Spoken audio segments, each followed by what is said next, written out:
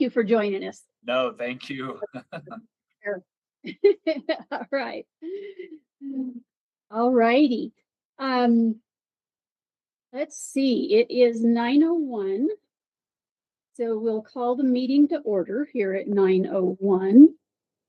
This meeting will be streamed live on the Rio Blanco County YouTube channel. And I would like to start with the Pledge of Allegiance.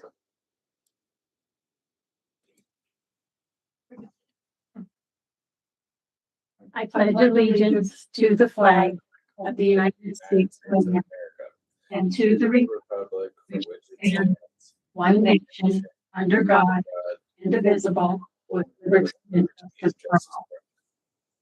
Great, thank you. All right. So, just a quick note, we have Stuart Foster joining us as the attorney to be with us today. Thank you very much for being with us, Stuart. Of course. Thank you all. So, public comment period. Any member of the public may address the board on matters which are within the jurisdiction of the board. We request that you limit your comments to 3 minutes per person or 5 minutes per group. The public comment time is your opportunity for you to express your views and is not for questions and answers. No comments or questions shall be directed to staff or other members of the public. If any member of the public would like to comment at this time, please state your name and who you represent for the record. Would you like something to say? All righty. Well, thanks for joining us. Anybody online? All right. Seeing none, we'll move to 1C. So the final tentative agenda was posted at the Rio Blanco 555 Main Street, Meeker, Colorado, and at the Rangeley Town Hall, 209 East Main Street, Rangeley, on February 6th of 26. So 1D, I would entertain consideration of the approval of our agenda today. Madam Chair, I move to approve the February 10th, 2026 agenda. I'll second that. So a motion and a second to approve the agenda with no changes. Would you please call the roll, Sean? Richfield? Aye. Overton? Aye. O'Hare? Aye. All righty, moving on to line item 2. I would entertain a motion in regards to the consent agenda. Madam Chairman, I move to approve the below listed items of the consent agenda, which include payroll management report for January 30th, 2026, accounts payable management report for January 26th, meeting minutes for January 13th, 2026, meeting minutes for January 27th, 2026, special meeting minutes for January 30th, 2026, special meeting minutes for February 2nd, 2026, special meeting minutes for February 4th, 2026, motor vehicle DMV report for January 2026, DHS EBT register and warrant register for January 2026. A second? Thank you. Have a motion and a second to approve the consent agenda. Would you please call the roll? O'Hare? Aye. Richfield? Aye. Overton? Aye. All righty, moving on to business. That was the majority of our agenda. Yeah, so 2A. Okay. Madam Chair, I move to approve the Meeker Golf Course liquor license. I will second that. All righty, a motion and a second to approve the Meeker Golf Course liquor license. Sorry, there's the approval. Is there any discussion? It's something that happens every year this time. All righty. And state has been, they've already issued one from the state and they have paid their $100 to the county. Excellent. So if you would call the roll, please. O'Haron, Aye. Litchfield. Aye. Overton. Aye. All righty, I would move on to 3B. Madam Chairman, I move for ratification of the agreement SGM Inc. EWP Emergency Watershed Protection Engineering Services. I second. Motion and a second to approve the SGM agreement. Any discussion on that? So that is the work that they are doing on, or based on the fire and the floods, that on the not the dump, what's Landfill. landfill, thank you. That thing, the landfill. And then County Road 33. Those are two things that we need to get taken care of very quickly. And just as a real quick FYI, the Emergency Watershed Protection Program through the Natural Resource Conservation Service will pay up to 75% of the, well, for engineering, they pay 100%. And then they pay 75% for the actual work that is done. And so, but one of their requirements is they want those projects done by about mid-July so that they're in place and ready for hopefully a monsoon season. We hope to get some moisture of some kind. So that's the plan. And then that program will actually go on through, I believe it's October, to cover the monsoon season, to help us cover any damage that is done through flooding this year, if we can possibly, if we get some. So if you would mind calling the roll, please. Litchfield. Aye. Overton. Aye. O'Haron. Aye. All righty, moving on to 3C. Madam Chair, I move to approve the grant agreement with DHSEM for the EWIP program. I'll second that motion. So a motion and a second to approve the grant agreement with DHSEM, and I can never remember what that stands for, but it's the state. It's Department of Homeland Security Emergency Manager. Thank you. Mhm. So, any discussion from you guys? No. No. That is, so EWIP paying 75%. DHSEM will pay half of anything that we don't have covered. So if we don't get anything else, any other funding to come in for these projects, they will pay 12.5%. So it brings it down to the county is just looking at 12.5% on those programs. That's what we're asking for there. So if you would call the roll. Litchfield. Aye. Overton. Aye. O'Haron. Aye. All righty, moving on to 3D. Madam Chairman, I move to approve the treasurer's semi-annual report. I second. Thank you. I have a motion and a second to approve the treasurer's semi-annual report. Any questions, concerns, or discussion? Have any? All righty. If you would call the roll, please. O'Haron. Aye. Litchfield. Aye. Overton. Aye. Okay, we need our treasurer. Somebody can text her really quick. I think she wanted to come and talk about this real briefly. It does. Do you want to move on to the Let's next move one? on to the next one real quick. We'll get her in here.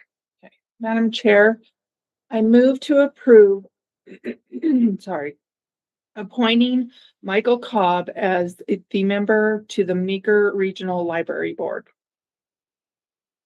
I'll second that motion. Thank you. I have a motion and a second to appoint Michael Cobb to the Meeker Library Board.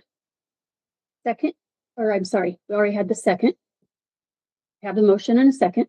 Any discussion? So I guess I do have a couple of things to say, and that's that, you know, one, the county is not in charge of this board. I want that said loudly. We are only here to appoint members to that board.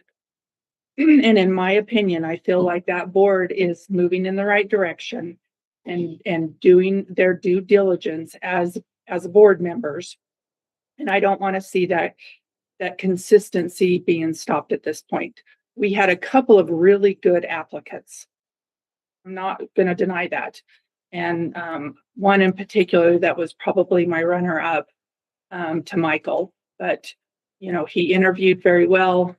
All of the questions that we asked him, he was able to answer and give us the direction that I felt like the board needed to be moving. So that's where I stand on that.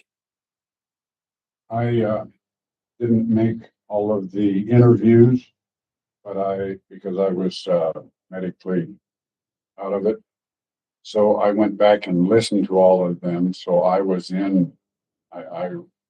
participated or knew. I did interview or listen to all of the interviews. I think we have a really good library that is serving the community well. And there is some people that feel like it's going the wrong way or don't feel like it's being run the right way, but I had just as many or more calls that feel it is being done correctly. So I'm good with staying right where we're at. I think it's a huge benefit to the community and don't want to see it degraded and think that we're on the right track. And I agree with Jennifer. People that call us and want us to do something with the library, we don't control these boards. We just appoint members. That's as far as we go. From my perspective, I, first of all, greatly appreciate everybody that applied, because that's always a good sign when we have multiple people applying for these boards. Unfortunately, we have some other boards that we don't have people applying for. So I would encourage people to do that. Second of all, I would say that there was one individual in the interview process that blew things away. So, I mean, that's an individual I would hire for anything and appoint anywhere. But in the conversations I've had with a number of people, and is that over the last year or so, they now have an attorney, they now have a good accountant, they have a brand new set of bylaws that, by the way, is very comprehensive, very well done. And if they just follow those bylaws, I think they are on absolutely the right road. So with Mr. Cobb coming on roughly a year ago, if I'm not mistaken, that indicates to me that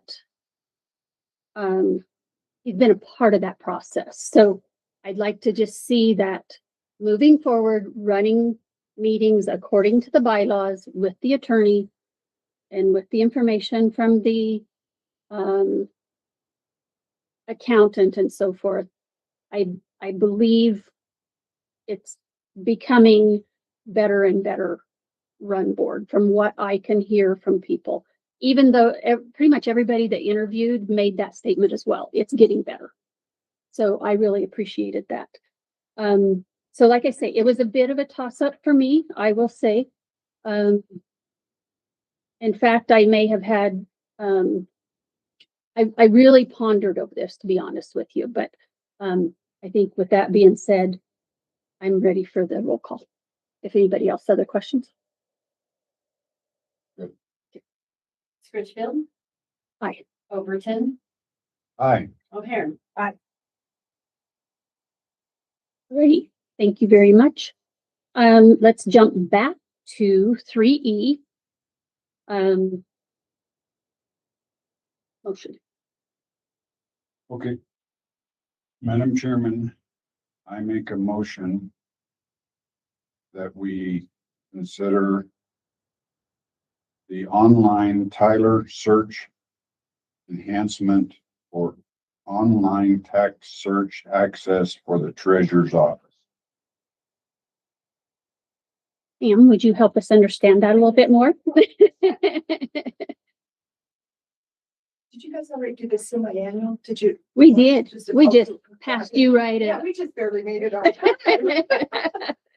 We have the report and had all reviewed that, so we're good with that. So unless, you're welcome to always chime in with anything on We're that too. almost late.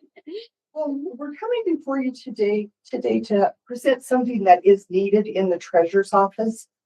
We need to provide the ability for people to search their taxes online. We're not asking for payment online, just the search online. This benefits your taxpayers, the banks, mortgage companies, title companies, and the biggest one is oil and gas companies. We really have an issue with them because they change their accounting people so often, so the bills do not get to them. Mhm. So if we had this online tax search, we would get our payments a lot quicker. Mhm. We're not asking for payments online, just the search, so that all of these people will know what their taxes are and they can pay them off of that. The assessor does have a search, but it's not accurate. It's only an estimate of taxes. It never shows if there's special assessments, if there's a tax lien, interest due, if they paid the first half, waiting to pay the second half. It does not show any of that. And we've had people come in and they're getting their numbers off the assessor site, and then we have to tell them, no, that's not right. And that doesn't make it right. So that's what we're asking for. And I have talked with Lynn because of the new website launch. We're trying to get this in so it can be part of the website launch. And then I've also, yesterday I talked with Trevor to see if is there an increase in IT with this thing? And he said, not so much with the search, but if we start doing the payments, then we go down a different road then. There needs to be more security. Okay. So I've talked to both of those. What's the amount? So just on, without the payments, the search, the total would be 15,000. That's to get it all started. And then every year it's an additional, a reoccurring fee of 2,000. And then if we do the online payments, there was another quote in there, it'd be 20,000. Well, if we already have the 15,000 for the online search, it's not an additional 20,000. It's just, Oh, it's not. Oh, yeah. okay. I had read Then it that it would would have to be. get but okay. a whole new quote from them. Right. We'll go Down the road. Yeah, down the road. That way. So we're not looking at that at all this year. We'll Not this year. contemplate it. That really kind of needs to be in with the budget because Yeah. that's kind of a big deal. That affects the IT department. Right. And I know this one wasn't in my budget this year, but I really think we need to get this going, especially if we're going to launch it on the website. Mhm. It'd be very helpful to have that on there. So walk me through how this is going to help the public and why we should spend this kind of money. So the public can go on Rio Blanco County's website.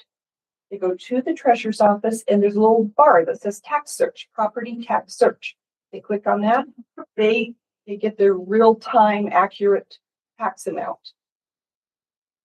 So that the only other way to do that is to call you or to Absolutely. come in Yeah, and get, yeah. because if they go on the assessor site and They write a get- check, They that's get probably wrong. false. It's wrong. We had an elderly couple come in and do that, and they were so disappointed that then they had to go back home and they didn't bring any other check with them. They had to go back home, rewrite their checks, come back in.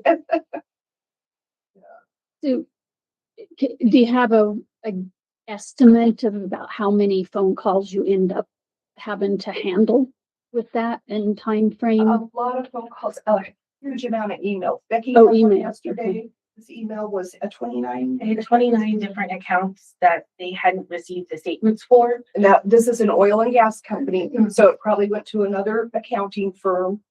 So I had to look at all 29 of those to find out, do they owe any taxes? And then the ones that did owe taxes, some of them were zero, for whatever reasons they were at zero, but there was probably about, I'd say 12 to 15 that had taxes due.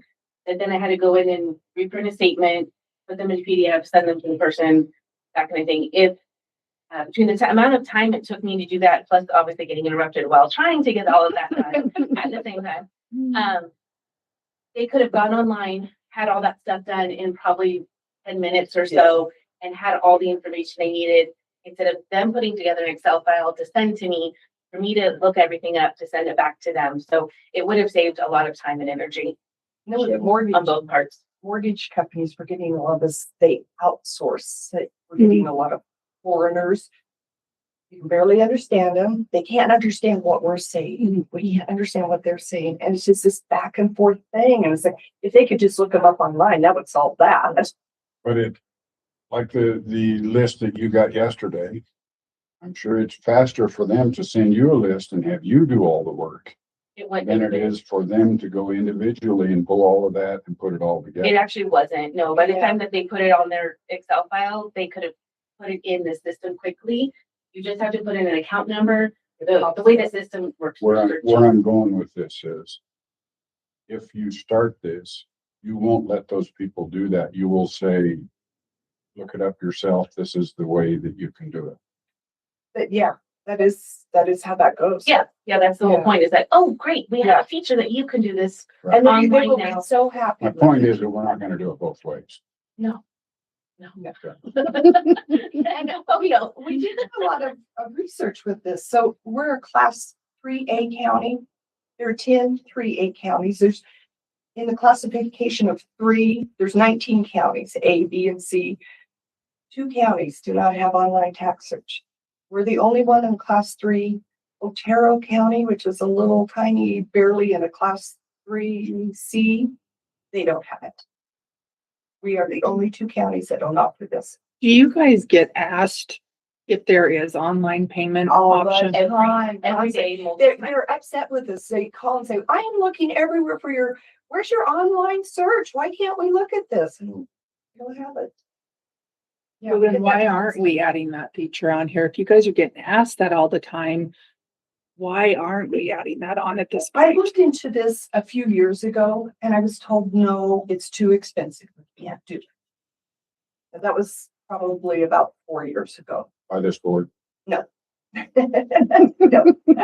Not of you guys. But it is something that you're gonna be bringing before us for the next budget cycle. Probably next budget For online payment. to look at online payments to see that we have to build up to that, I think. That's, Cause I know I get asked that question all the time, yes. especially being on the Rangeley side, because I they know, have to they drive want- clear over here, They pay their they want taxes to and they, see it, they want to.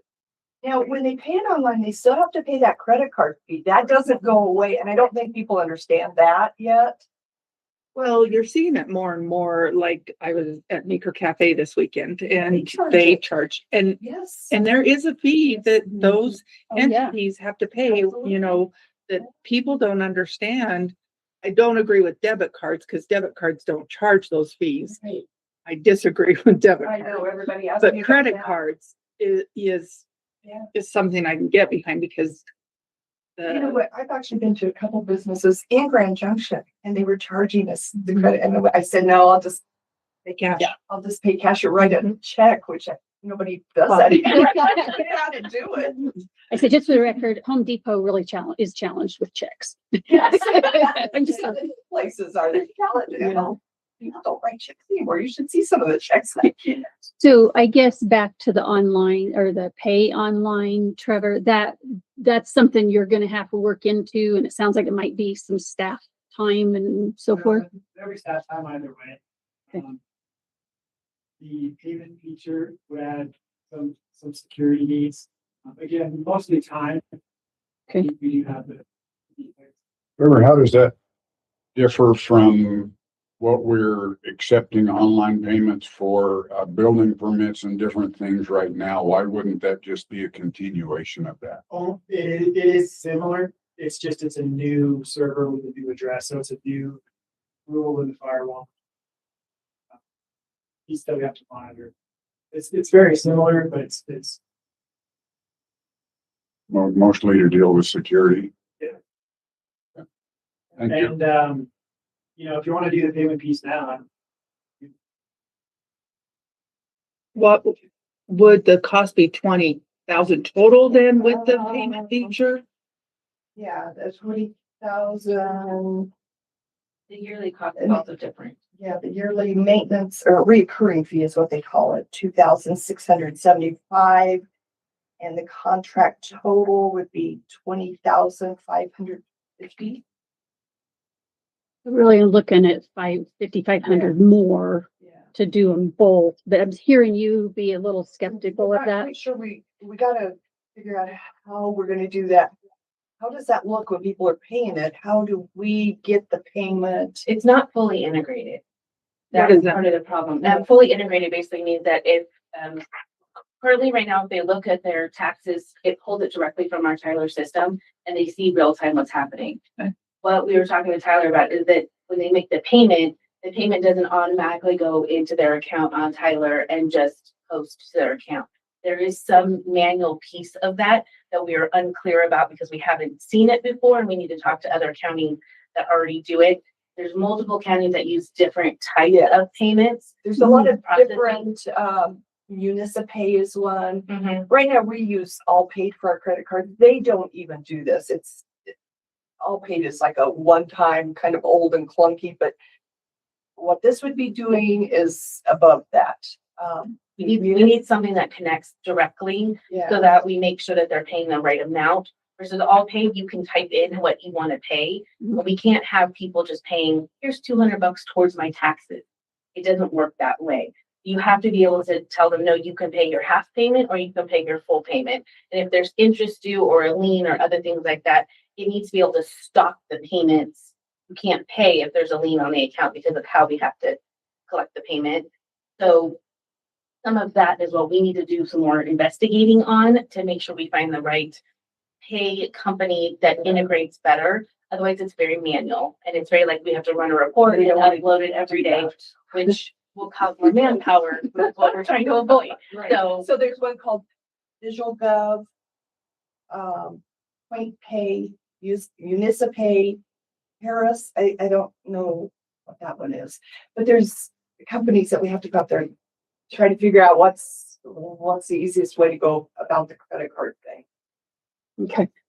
So so if we go down pursue the 1,500 or 15,000 with the online search, Yes. and then so in this case, the same company for another 5,500, we could do payments. Right. Does it look like, and oh, by the way, let's see. So it's not another 20,000, it's a total of 20. Right. And so then if we do the search and a different company down the road, is that going to be about the same or any danger? We've got to search, change we can't- search, Can't do the search through a different company. Okay. It has to go through Tyler so they can see our Tyler screen. Okay. But we could do the payment But the online with the payment- different. Something else. Can Okay. come through a different company. Those- And that's the part we need to research. figure out. Okay, gotcha. Yeah, I almost need to see how another treasurer does, like Municipay. How do they get these payments? What does it look like? And Visual Gov, what does it look like? How pay, point and pay? What does that look like? Okay. So, it hasn't been budgeted for. Correct. So we would have to think about where we would pull that money from For the 15. for the 15 this year. Yeah. And we don't have Vicky, And we and we don't have Lisa. Lisa. Is there money in the contingency fund? I believe there is. I always like to have those folks at our fingertips to verify. Pretty sure Lisa's here. I think I Oh. saw her come up. She is. I So saw. would you mind asking her if she would come and join us? I'll Awesome. give her a check if she comes. I have a check. Is- yeah. I know she is here because I saw her. Okay. but- Okay, because I'm liking the sounds of it. I mean, it sounds like it is something that's really I think we needed. really should have done this. Yeah. when I asked for it 4 years ago, I should have just kept coming and asking for it. So, Politely persistent is the term I've heard. so if you deny me, I will be back on your meeting next month. There she is. Hi, Lisa. These ladies would really like to purchase a software program that would help them search. For online, a search for online tax search. Okay, it's 15,000. Is that exactly? And we did not budget for it. So that's why we holler for our helpline. Your thoughts as to where that would come from and what would it take to amend the budget or whatever to be able to do that? I need to look and see how much is available in the contingency funds that you set aside, and you might be able to budget from that. Okay. Are there any other funding sources or anything available for? No, and my budget is really, I mean, I don't have a whole You're lot pretty in lean. my budget. It's Mhm. skinny. So I can't take anything out of my budget to finagle stuff around. Do we have any LATCF funds still left over? We do. I'm wondering if we should use Might that have to use because that we're trying to get Yep. dwindle that down. Good idea. Because you can use that LATCF for anything, right? Let's look at that first That is before we another look at contingency and then. Okay. Yeah, I can go down and look at that one right now. I know Oh, exactly perfect. what's in that. Perfect. So how do you want to handle it? Shall we, vote on this and then do another motion that way, or how do you want to handle this? And we just make a motion to approve it and leave it to our accounting department to figure out where it comes from. Yeah, and then we can put together a supplemental. I don't want to make it complicated. So your current motion is to consider it. I guess. Rather than to approve it. So. Does that change anything? Or do we just need to go ahead and make them? If he Vote on wants to do a friendly amendment, he could to approve it, because right now we were just considering it. I move to do a friendly amendment to approve it. Friendly amendment second? Second, thing? yeah. Okay. So the friendly amendment then makes it, let's see, so we don't have to do a vote on the amendment. So our motion is to approve the 15,000 even Yes. for this search program. Thank you for the friendly. So Related to friendly. Yes, I'm glad you're friendly. any other discussion? All right, if you would call the roll, please. Overton, Aye. O'Haron, Aye. Richfield. Thank you. so You're much. welcome. Now you got your work cut out for you. Easier. Yes. You and forever. Thank you, But, guys. but please still keep looking at the online payment option. Yes, yes. Even if we have to go with a different company, that might be more secure. And put maybe in next year's budget. Okay. Thank you for what you guys do too. Yep. Thank you. Yes. For all that money that you keep raising. Thank you. Maybe it'll come in faster. There you go. Search. Should be nice. All righty. Thank you, Lisa. Yes, Do you want me to say? thank you. I I don't think we have anything else that we would require your presence. Thank you. So thank you. you. Sorry for the quick, That's okay. glad you were here. All righty. Moving to 3G. Madam Chairman, I would make a motion to send the town of Meeker a letter and the Meeker Regional Library Board explaining, let's see, the letter is, Pull that letter. let me start that over. Madam Chairman, I make a motion to send a letter to the town of Meeker and to the Meeker Regional Library Board. And I guess we can talk about it after. So I'll second it for the sake of discussion. Yeah, So this letter is to have a meeting with the town of Meeker. It will be notifying them of who we put on who the appointment is, and to ask the town of Meeker for a meeting with them to try and straighten out the, to get the appointments back on schedule so that we're appointing one every year. If that makes sense. Yeah. Because right now, next year, we've got two people that are coming up, and that's not the way it should be. Right. But we need to just talk to the town of Meeker and figure out how we want to do that. So, and it's my understanding that the letter is not addressed to the Meeker Regional Library Board because again, we cannot direct that board. That board is in and of itself. The letter is to the town of Meeker, but they will be CC'd with this letter. So it's one letter to address to the town of Meeker with the Meeker Regional getting a carbon copy of it. We're just trying to communicate so Yep. that everybody's on the same page. Additionally, it does note that we are not planning to do the intergovernmental agreement that was sent to us from the library, because the state statute and the library's bylaws take care and address everything that we would otherwise. So it was just reiterating what's already in those. And I personally didn't feel like we needed another document. Let's just stick with the two that are legal documents. So, any other discussion? No, I'm finished. I don't know. So with that motion and second, would you please call the roll? Overton, Aye. O'Hare, Aye. Richfield. All righty, moving to 3H. Madam Chair, I move to approve the purchase of a new water truck for Road and Bridge. Second that motion. So a motion and a second to purchase a new water truck for Road and Bridge. So yes, sir. Thank you for joining us. Could you tell us a little bit more about this truck?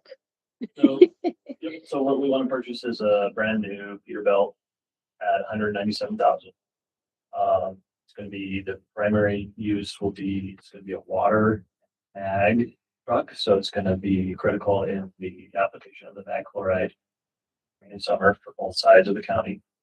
The purchase of this truck will enable us to spray our own mag instead of utilizing GMCO or Envirotech. By doing that, meaning we're using our own equipment and our own man hours, we'll be saving 80 to 90,000 a year on the mag application.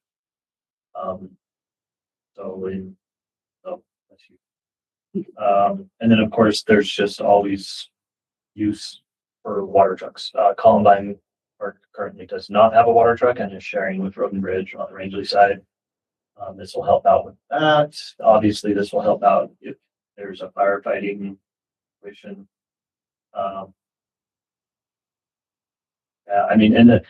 Being able to spray our own mag will greatly increase it'll decrease the amount of time that our mag process takes, which will save on fuel for the big trucks spraying the actual mag, and then of course wear and tear on a vehicle.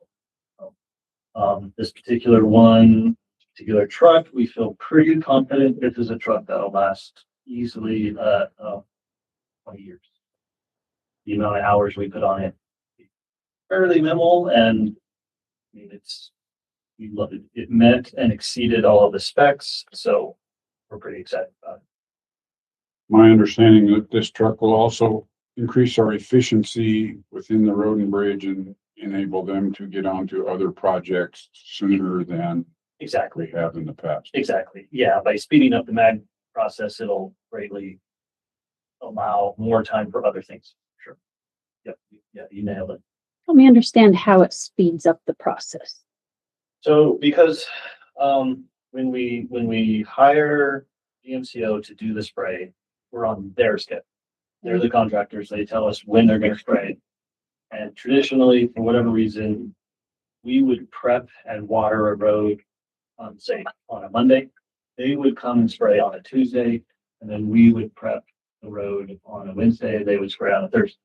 This way, we have all the, if we have this truck, we'll have the trucks we need. We can prep the road and spray right behind it, so we can do both in one day and cut it down by half. By doing that, they use less water And yes, because they can spray right after the water. So it's more efficient, less water. It saves us money on something that we're contracting. It's, in my opinion, it's a good, it puts a lot of the control in our hands instead of being at the whim of the contractor. Lack of water also- right now is And gonna that be an issue. As you know, that might be a massive Issue this issue year. coming late spring and summer. Yeah. Yeah, water could be. So, And we're also experimenting with another product to keep the dust down in this truck because we can change the nozzles out. We'll be able to use that truck for that also and save us some money on that. that is correct.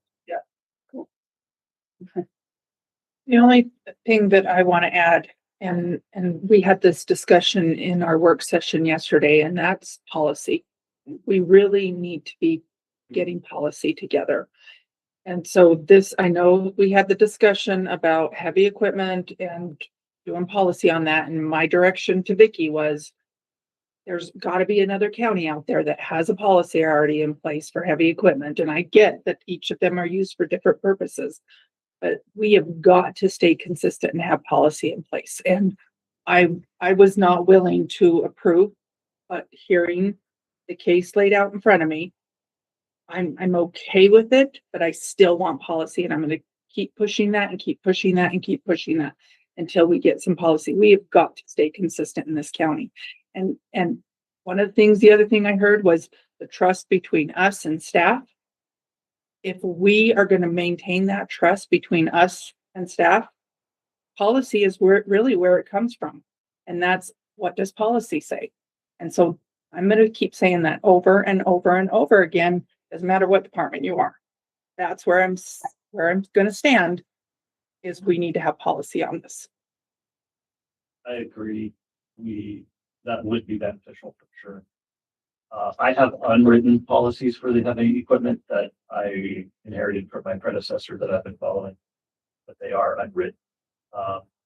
And as far as the automotive side, the smaller vehicle cars and trucks, I would absolutely love to see a written policy. Are you guys looking for me to develop that 100%, or do you want that policy to come from? Well, it would come from you, but it's going to go through Vicky, because at the end of the day, For approval. yeah. Yes. So as we looked at it, whatever day it was, I guess it was yesterday. So there is a policy from 24 on the regular vehicles. Mhm. Talks about, I think, 150,000 miles in 10 years. Yes. Vicky was gonna double check with us to see, because I thought I had at least seen updated version that was only 5 years. You may remember that, whether Yeah. we did do that in 25. Yes. No, so yes, I reviewed that policy the other day, the one from 24. I don't think anything's changed since Okay. that policy was written. I would love to change that policy. I don't really like that one. Okay. Um, Let's do. And then also working with Doug on those rental policy, Yeah, that whole thing. And there's a big miscommunication, I think, between me and you guys. There's the leasing discussion, Mhm. Yeah, that's what I meant, leasing, sorry, not renting. and there was the internal leasing. Mhm. So internal departments lease from fleet, and we're looking at switching over to that. I think that's being discussed, but then there's leasing of the vehicles from companies, Mhm. or doing a leasing program to where I'm purchasing vehicles, but I'm treating it kind of almost like a lease, to where I'm flipping them faster and maybe even making profit for the county, not profit, but decreasing the costs of the, all to be discussed. Yeah, so I would really like to see, so we've got a month before our next commissioner meeting, because we don't have one at the end of the month. If at all possible, I would like to see at least the regular one, the typical fleet Automotive. policy one done and approved at our March meeting. Being presented to you for approval. Yeah, so if we could have a work session or have it in advance, I think probably a work session, just to make sure we get it all hammered out to be able to approve that. And then whatever the timeline is, hopefully we could do the same for the lease stuff, but that's up to you guys where we think, I don't know how much time that would take. I think that's integral with that. Is it? Okay, so maybe we just get it all done. Yeah, I'll present that all to you. Excellent. And maybe having you come like to one of the directors meetings, because that's where we had this discussion. Maybe you joining Thad at one of our director Monday morning meetings, which is a work session, so that we have that time to kind of vet through it and that way. But I would love, I want to see you involved in that. I mean, it's your policy. It's what you have to abide by. So I would like to see you involved in that. Absolutely. Yeah, no, that's fantastic. So we're a little bit off the topic. Sorry. Yes. I call, let's see, what was, point of order. I'll call on myself. So if you would call roll, please, on the motion to purchase the new water/mag truck. Overton, Aye. O'Haron, Aye. Richfield. Thank you. And I will work to not get us so far off topic next time. So, thank you, Ryan. All right. Okay. If the next one was only as easy as the last ones have been. 3I, discussion of proposed legislation. I had asked Reese to join us to bring up any specific legislation that we need to take a direction on, so that he and or some of us can testify on at the Capitol, because it is the interesting thing is there are a lot of crazy, personal opinion, a lot of crazy bills out there already.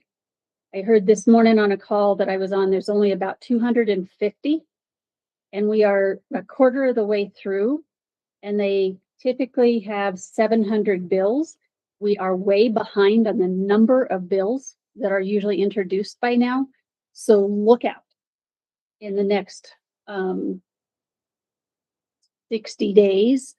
I also did hear, as far as agriculture is concerned, most of those bills have been introduced, or at least they're aware of they think they're aware of anything that's coming, but the rest of it is all fair game, unfortunately. So, Reese, if you've got some, and then we'll chime in with anybody else, if you guys are okay with that. Okay. So go ahead, Reese. Do you guys want to take a bathroom break and get more coffee first? Heck, we've only been, we haven't been 4 hours. What do you mean? I like your desk, Reese, but I'd like to see some snow back there. Yeah, unfortunately, there's no snow. Well, I could take, it started at 9. I could fill up another hour if you'd like me to. No, I think like Callie. Priority. Yeah, I'm going to mention quite a few that have just been introduced that I don't know a lot about yet, that I've reached out to certain folks on to get their take, and also some folks within the county that might have more expertise on it. But I'll make you aware of them nonetheless, and we'll see where they go. As Callie said, some highlights with the ag community. So I think I'll start with some that are pretty hardline opposed. There is a bill that would propose, or I guess institute, a ban on agricultural seeds that are coated with insecticide or pesticide, whatever you prefer. That's a really big deal for our local ag operators, and not only our operators, but our those locally that might sell seed. This is pretty standard technology in agriculture that ensures the success of crops and germinations of seeds without them being damaged by any pests or insects. So as that bill stands, it would essentially ban the use of those with limited exemptions a pretty cumbersome process, it seems like, through the Department of Ag. If a producer wants to file for the use of those coated seeds, they could. But it really does upend the status quo in the use of that widely accepted technology in agriculture. So most of the ag groups have opposed that. I'm pretty confident. We haven't had a meeting with the conservation districts, but I'm pretty confident they will oppose that bill. My recommendation for that, it's Senate Bill 26065. It's shortened as the Seed Act, but I would recommend that we oppose that one. Do we want to go, I guess, bill by bill here, if you guys wanted to take a position, official position, or do you want me to kind of,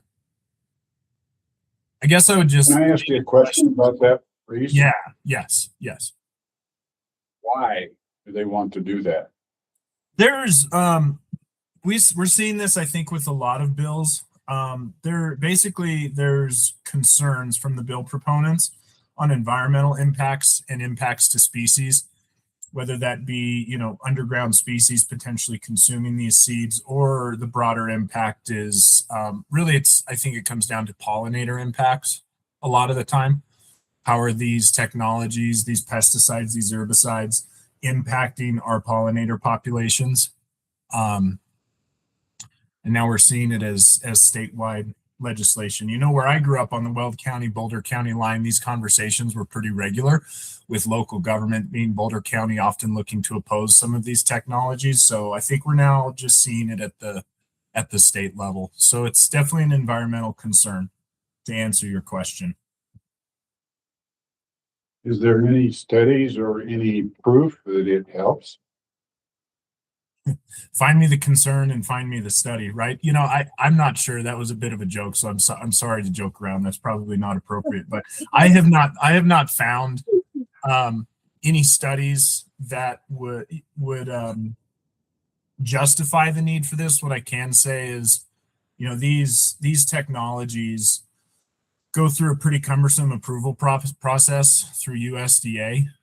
So there's a lot of safeguards and rails for them to be approved, and they've been used for a really, really long time. I think my broader concerns for this is, how is this going to impact, how could this potentially impact crop insurance? How could this impact everyone's bottom line as far as producers? What does the access of non-coated seed look like for producers locally? We're already pretty rural, so some of those inputs are pretty restricted already, or costly to get locally. So if this bill passed, I'd be very concerned what that cost change would look like for our producers. And again, the crop insurance question. A lot of the times, if certain technologies aren't being adopted or utilized by producers, they are not eligible for certain crop insurance benefits, which is pretty important when we look at the water outlook just in general, but particularly this year. So I think there's going to be a lot of implications outside of just seed availability and not being able to purchase coated seed.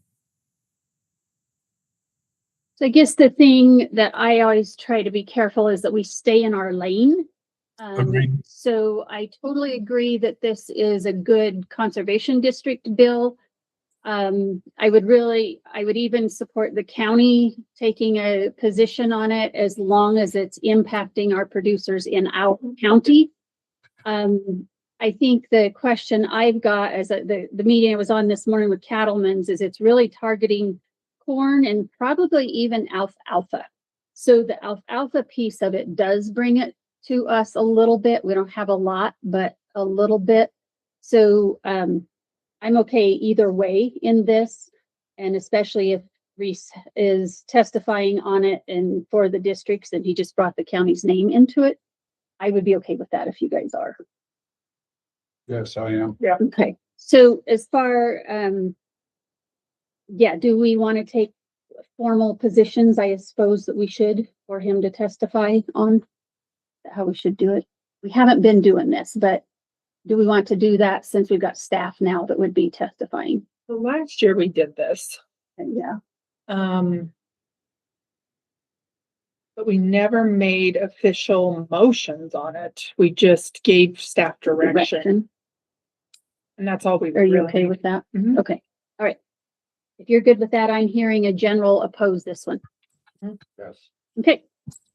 And so again, just kind of thinking about that, Reese, the ones that really have the county nexus, but just remember our ag guys, our oil and gas guys, or, our constituents that it impacts. We'll look at it from that lens. But go ahead. I think that's a nice transition into, I'll just lump the next two bills together. So we have the rodenticide use restrictions, which would prohibit the use of certain rodenticides for rodents and also sticky traps. Very relevant to ag and frankly relevant to the prior bill with those that supply seed and other uses for agriculture. I'm assuming the districts will oppose this bill, but perhaps we could do it in line with 065 or the Seed Act, as perhaps you all would support whatever the districts decide, then we would follow suit in testifying on that bill as well. That bill number is 062, Senate Bill 062. So on that one, I did send Michaela an email because this is really a health department issue as well. So if she sends me anything, I will forward that to you. I was told this morning on the cattlemen's call, they think that both of those bills, at least the rodenticide, I think maybe only that one is dead on arrival in committee, hopefully. AG&C opposed that. Excellent. So I'm good with opposing both of those. Okay. So what was the other one? Sorry, you had mentioned two, or did I misunderstand you? The rodenticide and pesticide one? Yep. So those two oppose. We'll see what the district says. That's really good news, hearing that the rodenticide might be dead on arrival. The next one, it looks like, is actually one. Hold on a second. Hold on. You only gave us one number, 062. What's the other one? Yes. Okay. So the Seed Act is 065. Okay, so that's what you lumped together. And so you're lumping the 065 and the 062. yes, for oppose. Yeah. Correct. Okay. Thank you. The next one, I think, probably definitely should let the conservation districts take lead on. We'll talk about it next Tuesday, but essentially it would be a deregulatory bill that would deregulate certain efficiency requirements for irrigation equipment. I really want to get the district's take on this one. A lot of the ag groups are monitoring it, but it looks like it could be a favorable bill. I think it's just worth mentioning, but again, I would recommend that the districts take lead and we follow suit.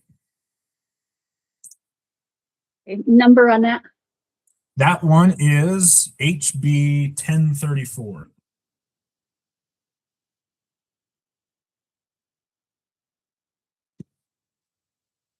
Okay. The next one definitely, I think, is split down the middle. This is House Bill 0394. It has not been introduced yet, so there's just draft legislation. This bill is the crime of luring a bear with open food. This would essentially make it a misdemeanor to lure a bear with food or trash. It would, as written now, allow CPW to enforce this. It would also allow, as my understanding, local governments and authorities to also enforce this. Kind of maybe just recommending monitoring at this point. The DNR is supporting it. Some of our other wildlife organizations and wildlife control businesses are supporting this, just from the perspective that lethally removing quote unquote problem bears has really gotten out of hand and is a real problem. So some groups are supporting it and other groups are just monitoring it to wait to see what it fosters into. I think the biggest issue here ultimately is, does CPW have the capacity to actually enforce it? Is this bill criminalizing a common mistake?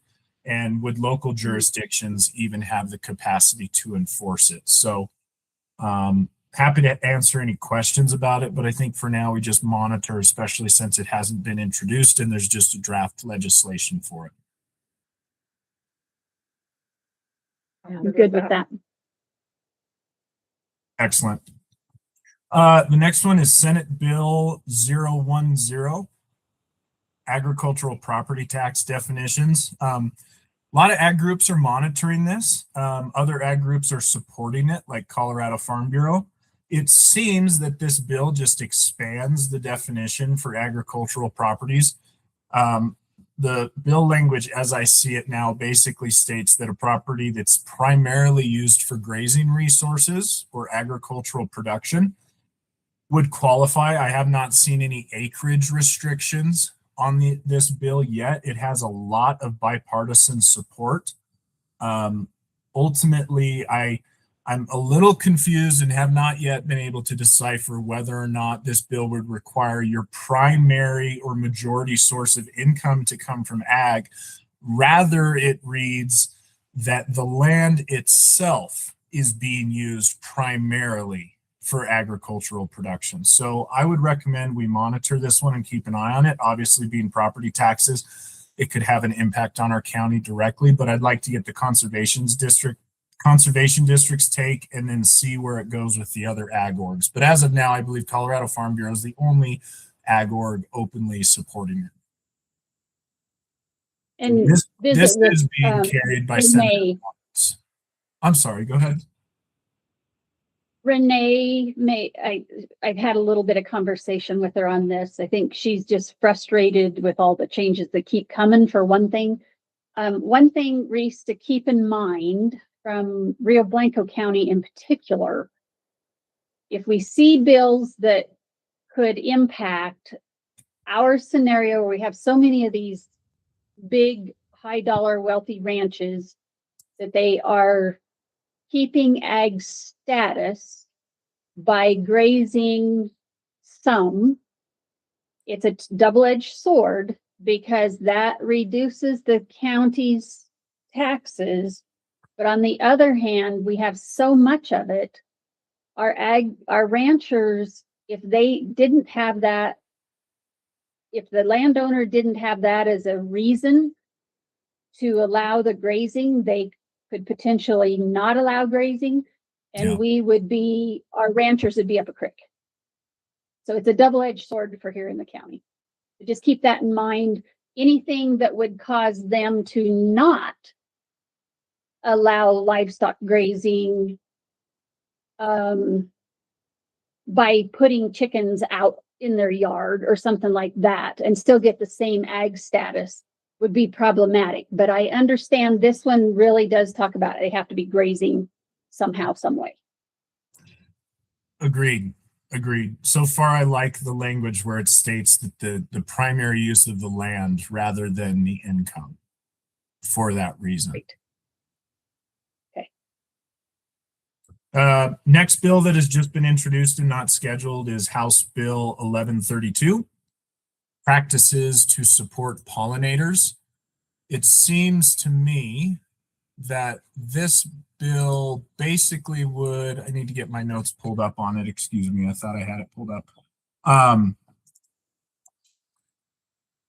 It seems all incentive based. It seems at this point very harmless. A lot of the ag groups are just monitoring it, but essentially it looks like it would direct certain agencies to collaborate better with land management practices that would provide for supporting pollinator habitat when they come in to do vegetation projects, mowing, so on and so forth. I need to dive into this one more, but it looks like Colorado State Extension would be very involved to support this with native plant selection and things like that. So far, all of the ag groups are monitoring this bill, and it has not been scheduled yet, just introduced. So I would recommend a monitor for this one. And also, I think we'll let the conservation districts take lead on this. It doesn't seem like a mandate. I think about any projects, road and bridge related within the county, oil and gas related. It doesn't look like a mandate. It looks more like a collaborative incentive, so to speak, to foster better pollinator habitat.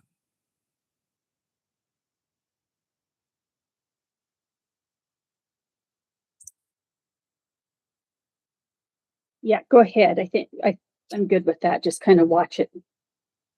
Perfect. Next one is oil and gas related. I have reached out to Matt and then a few oil and gas folks. I would really like to get West Slope Koga's take on this. So I need to connect with one of you to get direct contact information there. I, for whatever reason, cannot find it in my inbox or any of my business cards, but this is House Bill 1112. Regulation of underground injection control wells. It looks like this is a bill that essentially allows the ECMC to institute fees on particular classes of wells. It is a bit gibberish for me in my inexperience with oil and gas operations directly, but I'm working on finding out what this means exactly. It is going to be heard in House Energy on February 25th. For now, I have a monitor position until I get some feedback from industry and other county staff, but I think it's definitely something we want to keep an eye on. Plainly speaking, it just seems like another avenue to collect more fees from operators, but I could be mistaken on that. Yep. Okay. Thank you. Next one is House Bill 1111. It's the pesticide product disposal and container recycling. It's being heard in House Ag and Natural Resources on February 23rd. Biggest concern with this bill, once again, is it looks like a further expansion of the Colorado Department of Ag to help facilitate and regulate the disposal of containers related to pesticides. I'm not sure at what scale this bill is aimed at. If we're talking individual homeowners for everything they can get at Ace Hardware or Home Depot, or if we're talking about large ag operators or both. It looks like most of the ag groups are monitoring the bill at this point, but I need to dive in more and learn more and see what the broader implications would be. It doesn't seem like a mandate. It seems like it would establish more capacity and staff within CDA to better facilitate proper handling and disposal of recycling these product containers. But I'm not budgetary, right? The state budget, some concerns there, as I'm sure. Say fiscal note. Your mind. Does it have a fiscal note yet? I would have to look. I'm not sure.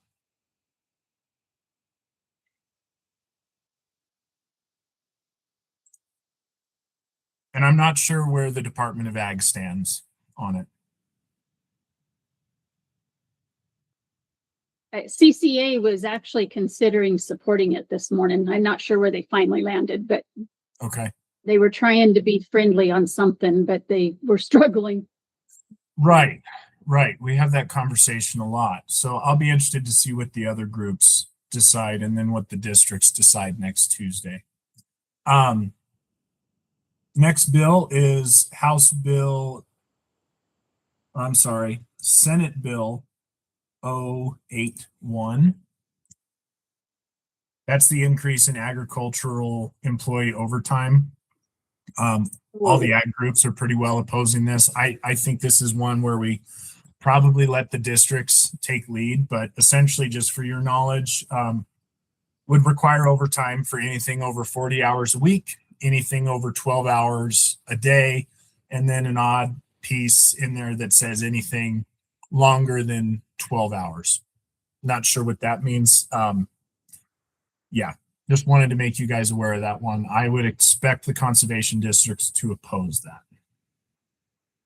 I would too, but I want to chime in with them. That's one that is ridiculous. That one and the weather one, we need to oppose both of those. Yeah, I think I'm good with that because I mean that affects a lot of our constituents. And my question would be, I know it says ag, but I'm wondering about our guys that are ag and guide and outfitters. What does it do to them for those guys that are working for them as guide and outfitters? Or, you know, on that side of it. So, yeah, it's a no-brainer. Now, what I did understand this morning is I believe there's going to be a bill. So cattlemen's at least, and maybe others are bringing a bill that basically counteracts that and actually improves where we are today. And so there's some big time politics being played there, hoping we think this one might not go very far. but we've Okay. absolutely got to come out strong against it. Excellent. The last two bills I have here, both energy related. I have reached out to internal staff as well as operators, but also WREA, interested to see what their take would be. Senate Bill 002 challenges meeting 2030 emission reduction goals. I have not had a chance to dive in very deep on this one, but it seems like a favorable bill, basically to lax the standards. I guess what I need to find out if this bill actually has any teeth to it, or if it's just more resolution oriented, recognizing the difficulty meeting 2030 emission reduction goals. But it does seem like there's some language in there that would reduce any regulatory burden or penalties on entities or power supply companies or cooperatives that cannot meet these goals. So for now, I have this as monitor. Okay, yeah, if you don't find any, I mean, it sounds like a good thing to me, but yeah, let's just Yeah. stay tuned. Yes. And then the last one, Senate Bill 082, local government renewable energy development fee. I have reached out. This bill has just been introduced. It only has one sponsor, so I'm not sure where it's going to go. But we've had this conversation before about when these renewable energy products come in. Local governments. There's a bit of a gray area on what authority local governments have or do not have. It sounds like this bill would clarify some of that, allow local governments to be more involved in that development process, and also allow local governments to collect fees. I'm going to work with our building department and Matt to better understand how this might implicate any revisions to our building code or anything like that, and try to understand what the pros and cons of this bill could be. And, we'll see how far it makes it. Right now, it seems like it has limited support. Any questions for that last bill? And then I just have three that are kind of on the potential docket, but nothing's been introduced yet. I don't. Oh. Okay, go ahead. Oh, whoops, go ahead, Jennifer. So going back to 002, because I did read this bill. Okay. It was actually brought to me through CHSDA, which was a little odd. Because it's going to help low income be able to have electricity at a more fair market rate, is kind of the way that I'm reading it. Is 002? Yes. I think that may So be a different. Hold on, because I think there's two that are very similar. That's emissions is what he noted. yeah, Energy no, affordability. it's Okay, This is Senate Bill 26002 that you were just talking about, and again, it's they're trying to get it at a fair market rate. okay. And so if a public utility, they have to propose to the PUC, which again, I don't know how all that I works. don't either. So I was hold on. really- I'm so sorry to interrupt. I made a mistake. You are right. Okay. The bill you were talking Okay. about is 002. This emissions reduction is 022. 2. Apologies. So they are different bills. And so the bill you're referencing, I did reach out to WREA, and basically the take there was this doesn't apply to us because they're a cooperative. So that bill itself wouldn't even apply to our local. I'm glad you brought that up, because sorry for the mistake there, the misnumbering. No, you're fine. Thank you. But I had looked into that one, and it sounds like it just simply wouldn't be relevant to us, but maybe not. Maybe you know more. Well, I don't know why they brought it through human services, so I don't know if there's a component to it that might require some work on the human services side. That's Carmen and I both were a little confused on that one. So I'm watching it just so that you know, just because if it is going to impact human services, then we would need to see what kind of impact that would have to them. Okay, perfect. All righty.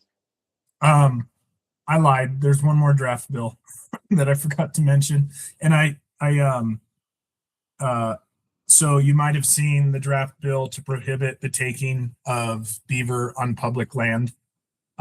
Recommended Yeah. opposed position here. I'm working hard with some House Ag and NR members to discuss how this basically undermines all the work that CPW just did on the beaver management strategy. Hopefully it will be dead on arrival, but I wanted to make you aware of it. Because it's just a draft, I don't know. Perhaps we should wait to take an official position and see if it's introduced, but we can go from there. Okay. What number was that? If it hadn't been introduced, it probably doesn't have a bill number. Does Yeah, it? no bill number yet that I've seen. Potential bills coming, no draft, nothing, just murmurs. A change in water use bill, potentially. A turf replacement bill, potentially a revegetation bill. And then, of course, the stream access bill. I think those first three, it's debatable on how much they may be relevant locally to Rio Blanco County. Stream access certainly would be relevant. But other than that, Callie, I did fail to mention HB 1008, the Colorado Outdoor Opportunities Act. Perhaps at this point, as we continue conversations and planning, do we want to take a position on that bill, commissioners? At the very least, maybe monitor or oppose, or happy to So take your thoughts. we actually did at our last meeting. Oh, that's right. We voted to oppose it. And so as Jennifer and I were at CCI, we were the only county that they chose to amend it. And we did go ahead and oppose that. As I sent out an email to, I think, all of you and Cattlemen's and CCI and everybody else. I do not see any need for this bill, but I am beginning to get the picture where we're not going to stop it. But as I think I copied you on that email of what this current statute for CPW is, it does give,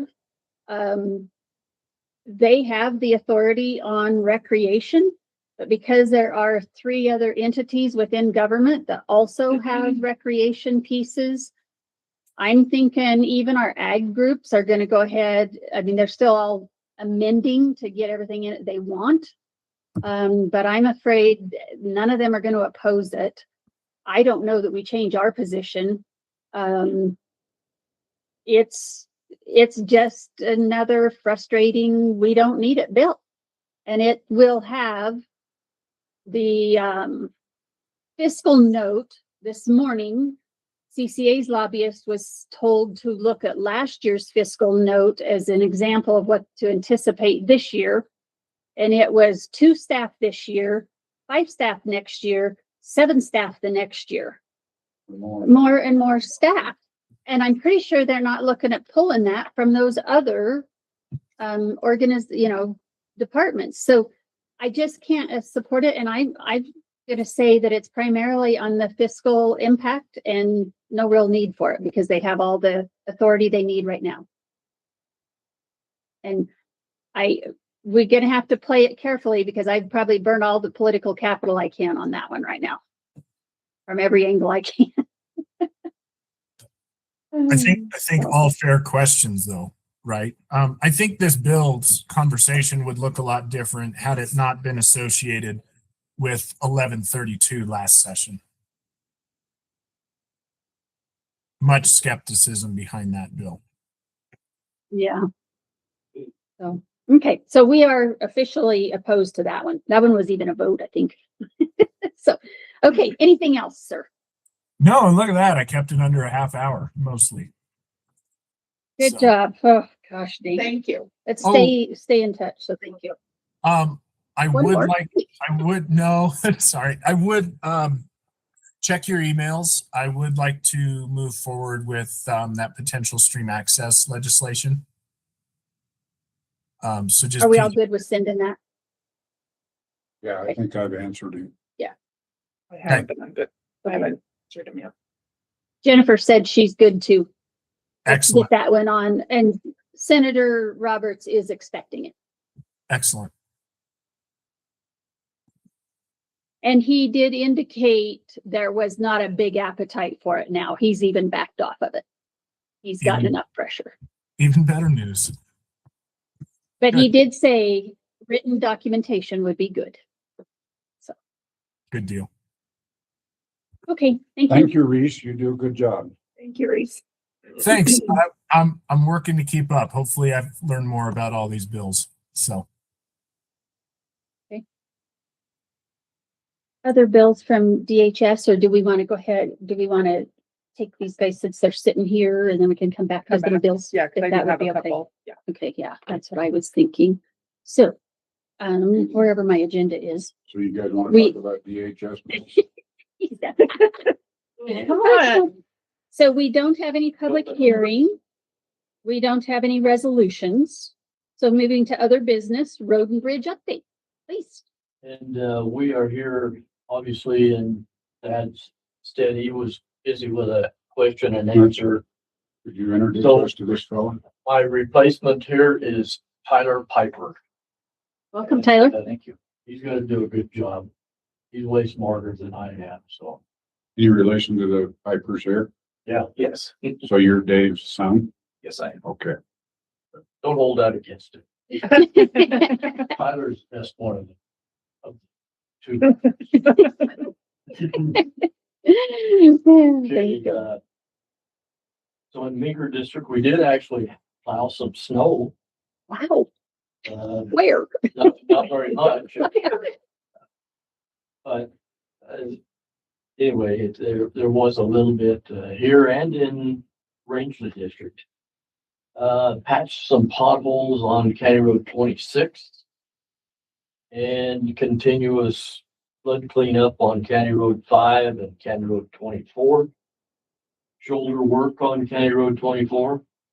Had some track hole training with Caterpillar on our new little excavator. Cleaning bar ditches and culverts on County Road 5. Hauling material to County Road 71. They had a big washout up there. Lading roads. We sent a couple of guys from here down to Rangeley to help them with roadside mowing. Replaced a culvert on County Road 32, a big 60-inch culvert in the irrigation ditch.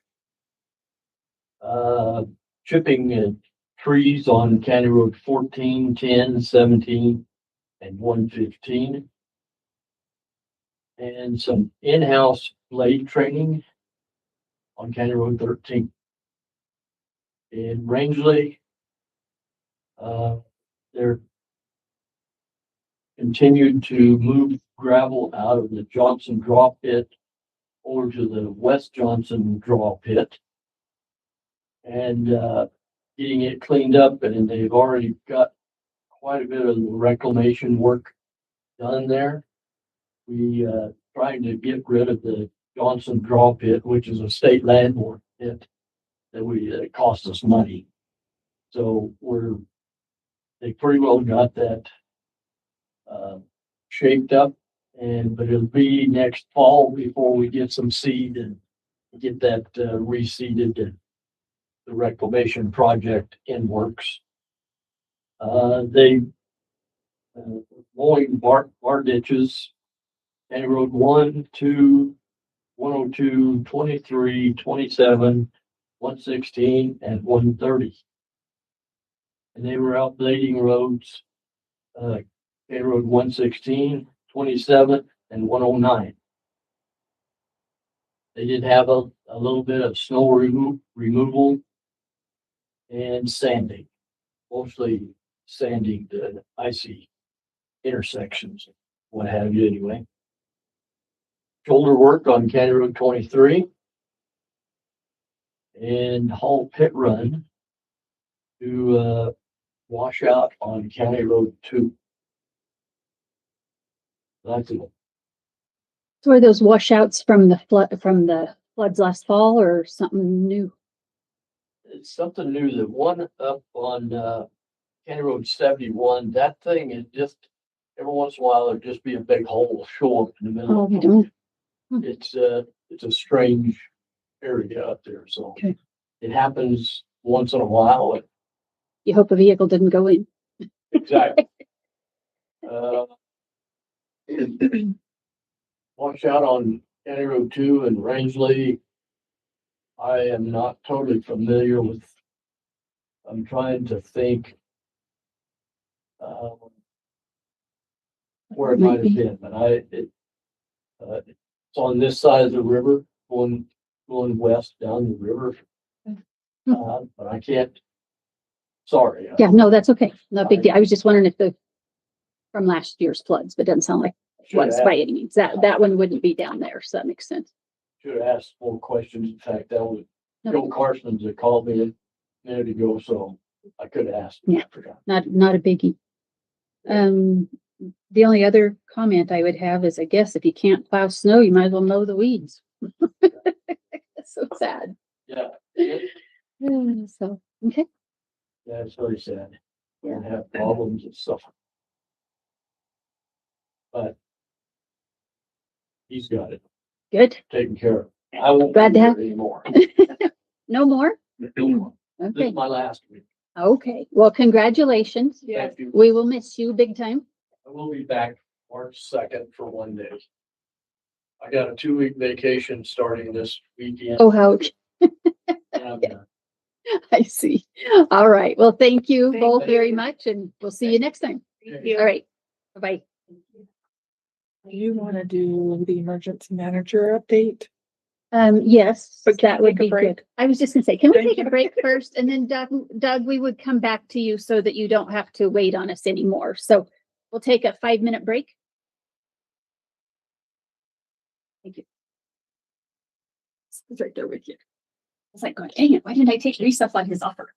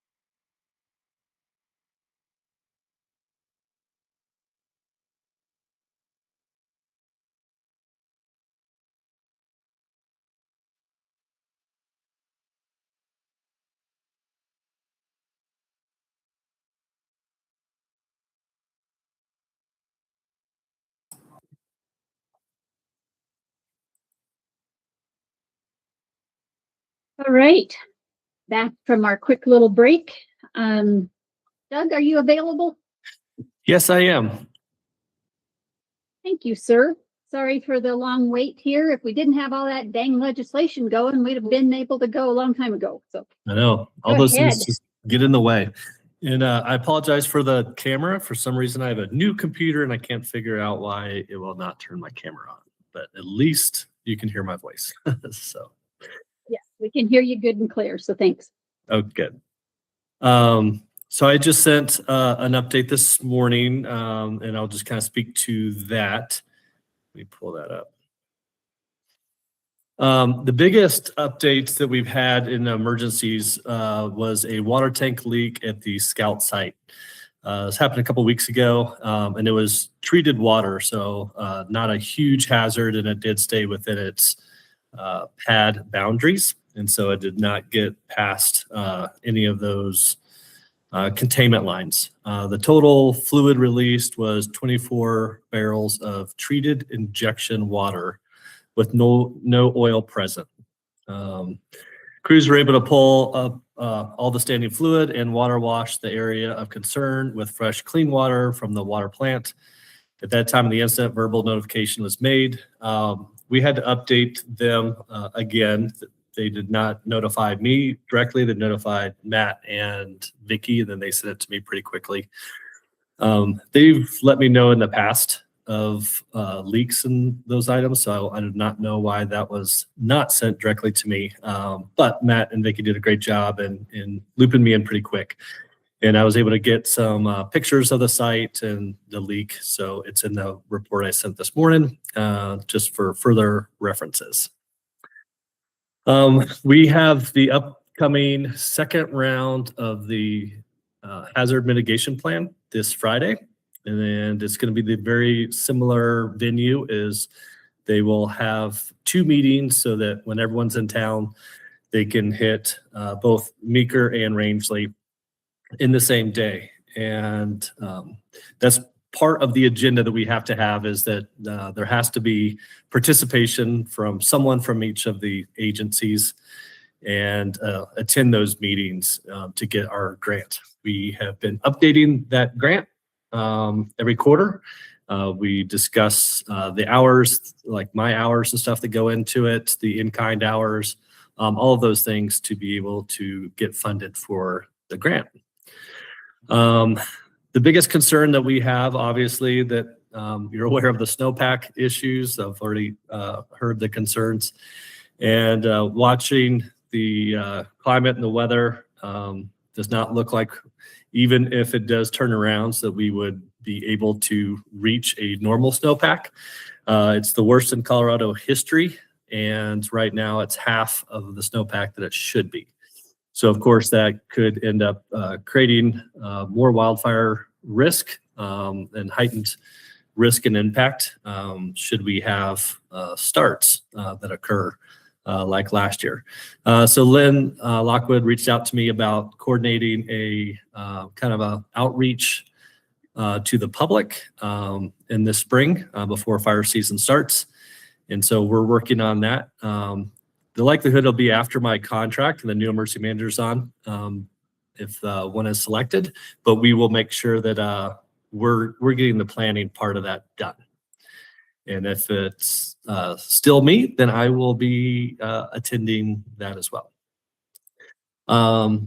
On to that, once that there is a new in-house emergency manager selected, I'm not sure if a decision has been made yet, but we want to make sure that we have time to provide a lot of updates and transition time, since we have a lot of HMP grant money. We have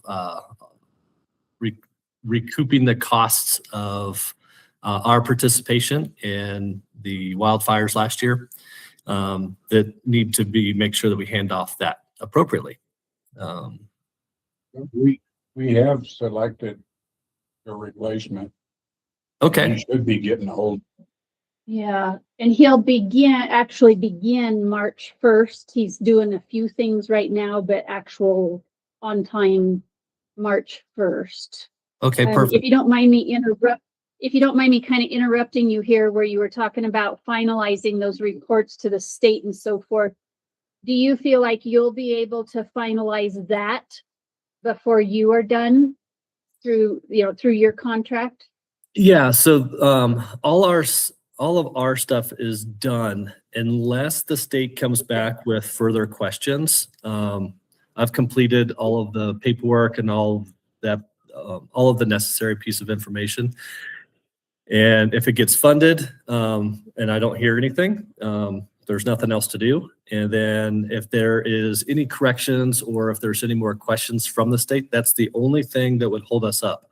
And that would just be on the state side of if they end up having a need for further documentation. So we'll be monitoring all that. And if it still has not, and I can check to see where it's in the queue to see if it's approved for funding or if there is anything in the way. But we can make sure that that status is secure before we break ties, or in the transition, if it's going to be a lot longer, we just make sure that all of that software that we use with the state gets to the new emergency manager so that they can follow up if there's anything. And then I'm not going anywhere. And so I should be reachable even after the contract. If there's, documentation and stuff that we have that the new emergency manager would need. So we can make sure that that's secure. Okay, thank you. Thank you. But that's really my report. There was very little activity, and the good news is we didn't have any tanker rollovers this month. So that was good news. We just had the one water leak. Okay. Well, we certainly don't want any wrecks, but we certainly hope it will snow. Yes, very much so. Very good. Any other questions for Doug?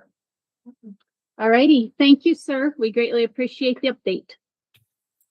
Yes, thank you. Have a great day. Thanks. You too. All righty. Let's see.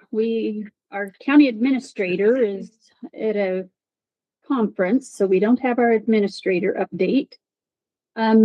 County attorney, Stuart, do you have anything from Rose? I'm assuming not, but just wanted to check in with you. Yeah, no, so thank you guys for bearing with me today. Tim called me kind of late last night with his travel hiccup is what you could call it. He did provide me with a little bit of an update that he is in progress on working on that vacation of both the section of the upper road and lower, and then the dedication of that new section for the upper road. I believe he told me that that's what he is working on. That's his update, is that he's in the process of getting everything prepared for the vacation rededication. So that's all I have in the way of an update. Okay. Well, we sure appreciate you joining us. Of even on course. short notice. Thank you for having me. All right. Thank you. All righty. So she is here. We definitely have staff listening because I'm getting updates, which is one of the things that I was thinking is we need to really make sure that our department heads and stuff, if they know of a bill that we may not, they need to let us know so that we can help support however we need or oppose however. So I did ask Renee to come on up, and you want to come and tell us specifically which bill and what your thoughts and concerns are? Well, this is a House bill, Okay. 1119, Okay. and assessors voted to oppose it. Okay. I guess as far as commissioners are concerned, it's going to be a huge cost computer-wise. Take a lot to do this bill. It's going to be extremely hard to implement, even harder to explain. So just give us a real quick summary. So what they of it. want to do is split mill levies, but just for certain taxing entities, not all of them. And they would split it, and the land would have to have a higher mill levy than the improvement. And so one example that would be difficult is, you have a large home on the same size lot as a smaller home. Smaller home is gonna pay more in taxes because of the way it'll balance out. You have a commercial property, say with a car dealership or a golf course. With land having a larger mill levy than the improvements, that's gonna be an imbalance of property. So, and how you would ever get that in a computer system is gonna be extreme. I don't know, maybe there won't be a computer company that will take it. I don't. So I know they've got a committee, they're gonna have a task force. I believe that's what they call it in their meeting. And but yeah, we had a meeting on it, and I think all commissioners need to be aware of this bill. So right now, we vote on mill levies that are assessed in our county. So how, And Yeah, that's that's what what I- got brought up, is Tabor's still there.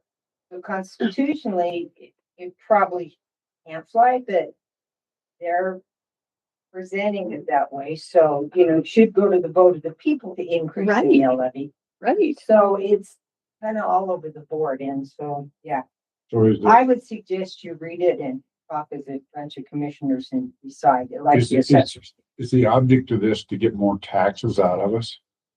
If you read this, a lot of the object is development. Encourage development.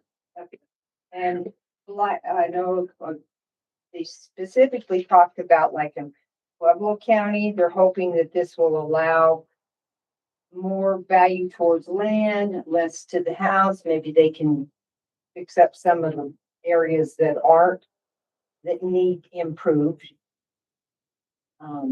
They're hoping that it was said that, maybe they don't think you're using your land to what they feel is the best There you use go. of it. Exactly. No, none of their, in my opinion. So- none of their business. so- You mean that they are gonna take a piece of land and tax you a lot of money, but if you put a house on it, they're gonna tax you less? Well, the house will be taxed less, but the land could be taxed higher, but it's not for every tax district. And it's all about improvement districts. So our special districts can't do it. That we would do all this work, and then there might just be one tax district, say out of, I don't know, 6, 7 that qualify. And we've spent all this hundreds of thousands of dollars on computer stuff, let alone the work. They don't seem to care if the assessors have to work.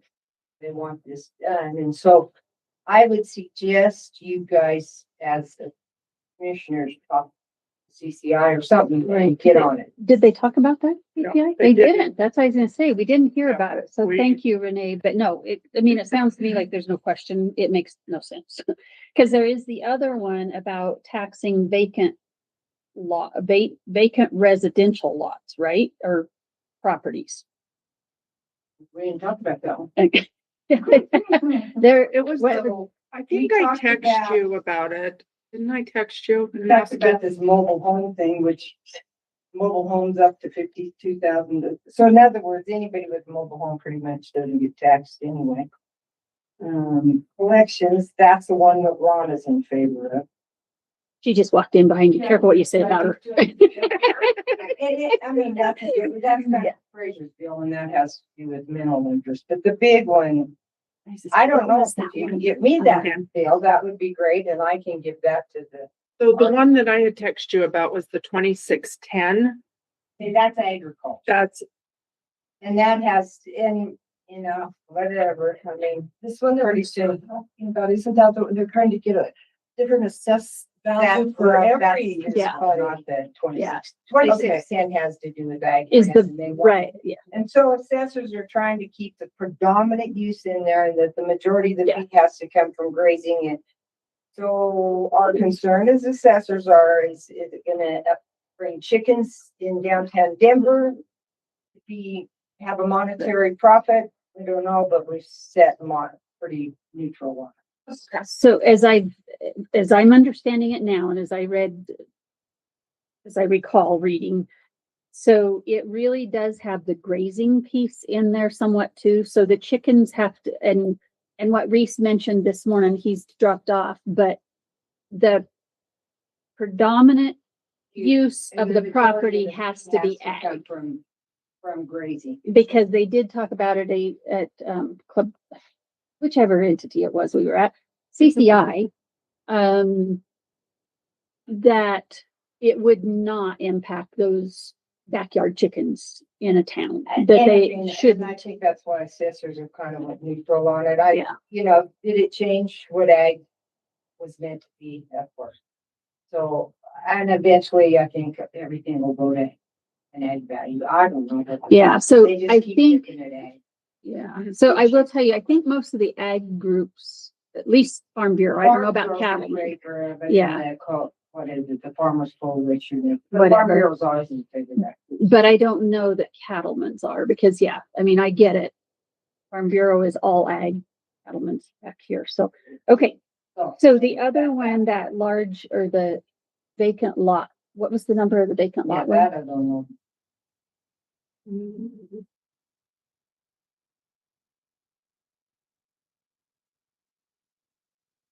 I didn't bring my CCI thing with me. Was it in general government that we talked about that one, or was It it? could be under tax, isn't it? Legislative CCI.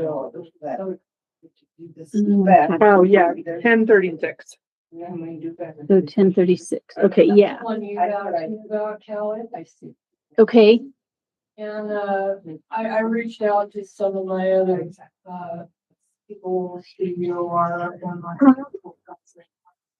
And, they seem to think it's more, obviously, on the assessor side than, sales and use tax related.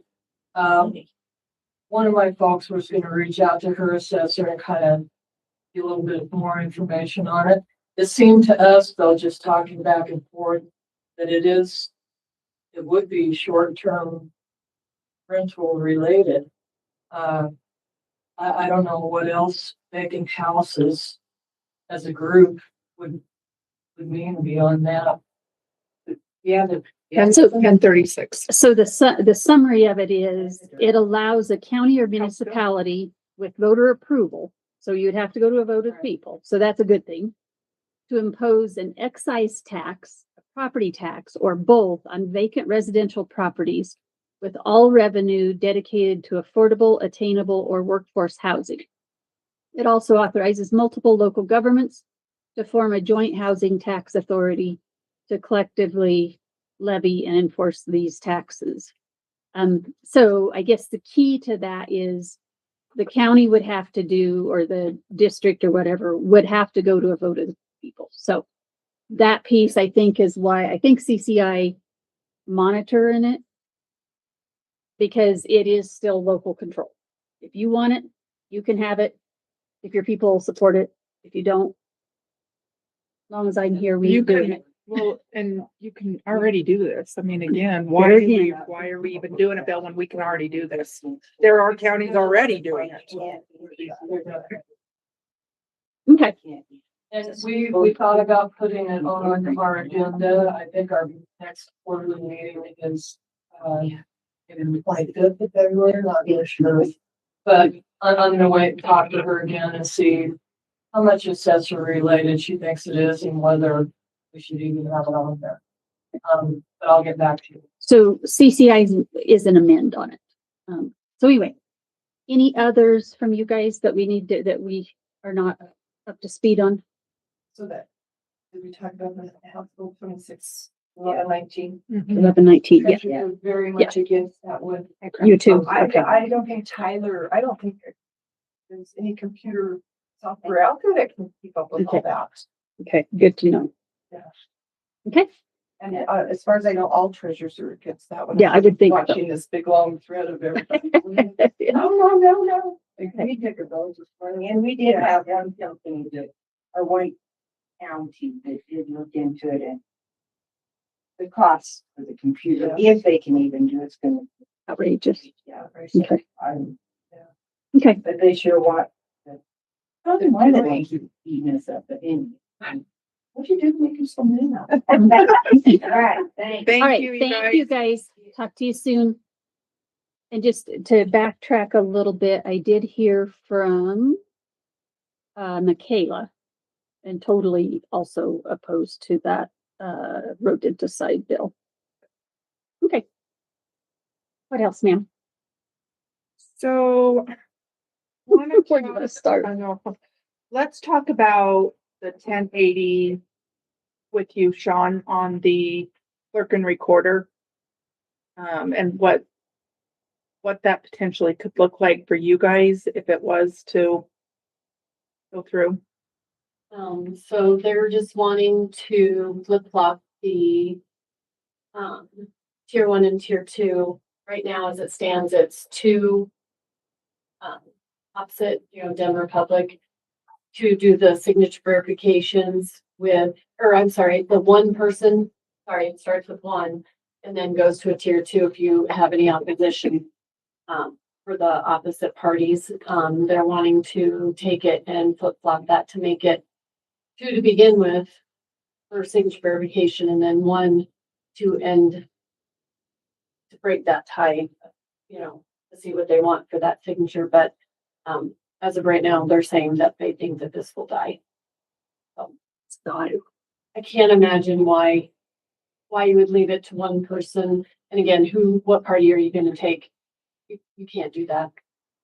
Well, and they tried to run a similar bill last year and it didn't go anywhere died. either. Yeah, so I think they just tried to reword it.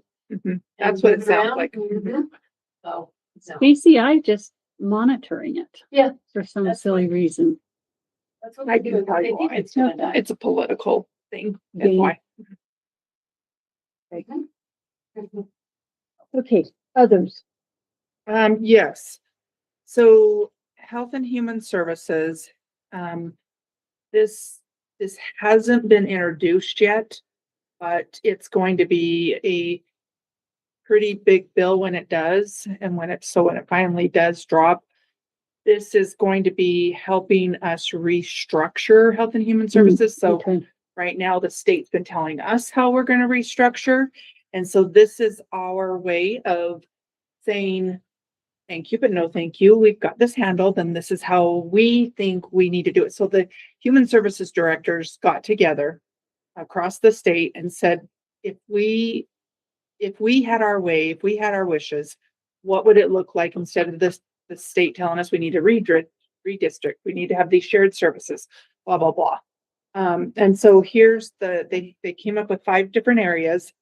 And one is to truly be able to measure the PER and the PERM. So PER is that error rate that is done with SNAP. PERM is the error rate with Medicaid. And so what does that measurement truly look like?